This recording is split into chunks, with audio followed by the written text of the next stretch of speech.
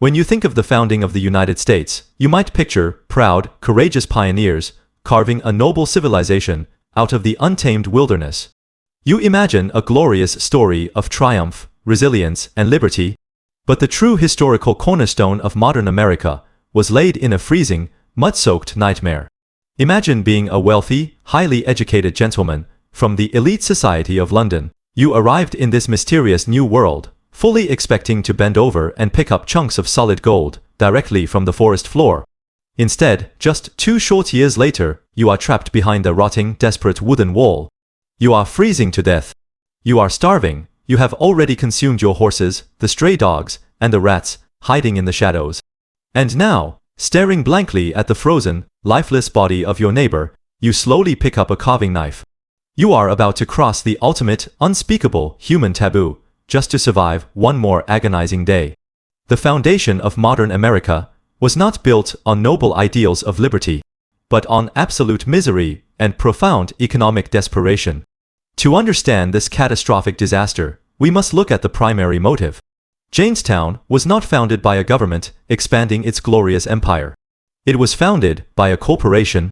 In 1606, King James I granted a royal charter to wealthy investors called the Virginia Company of London.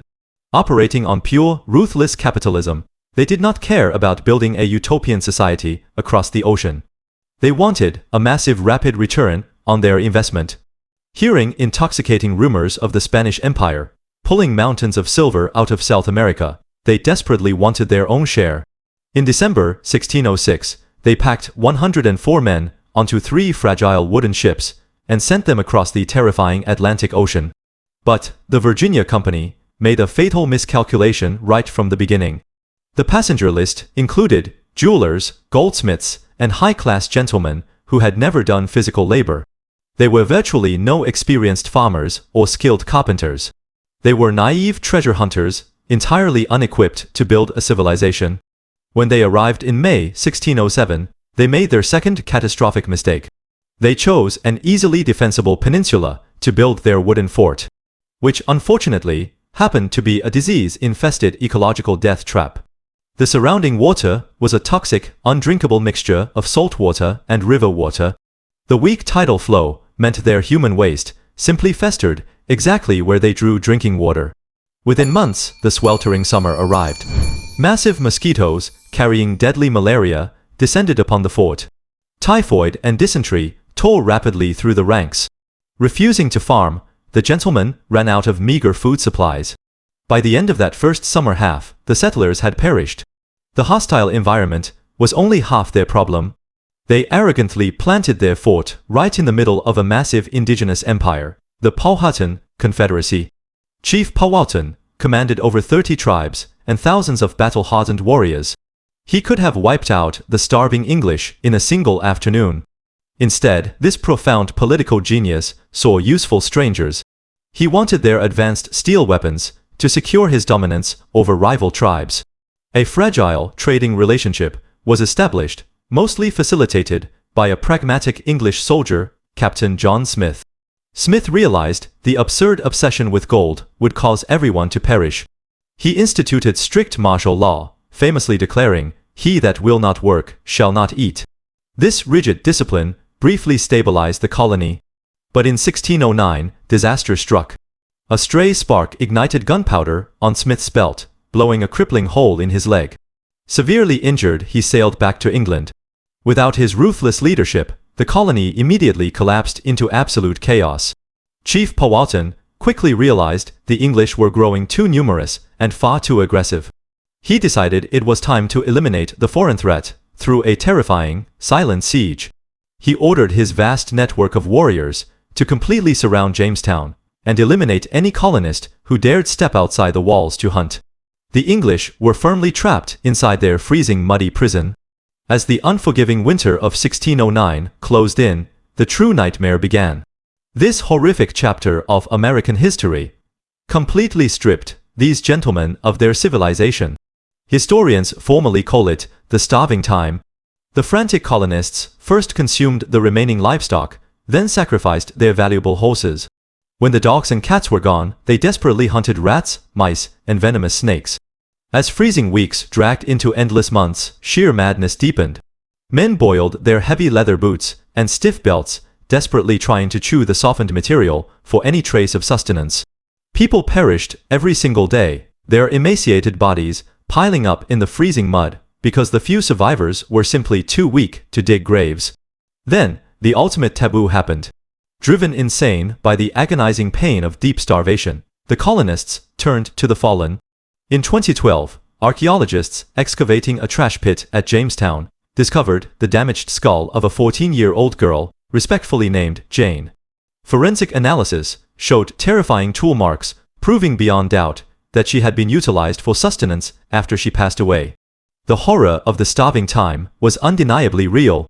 By the spring of 1610, out of 500 colonists, only 60 skeletal figures remained, drawing breath.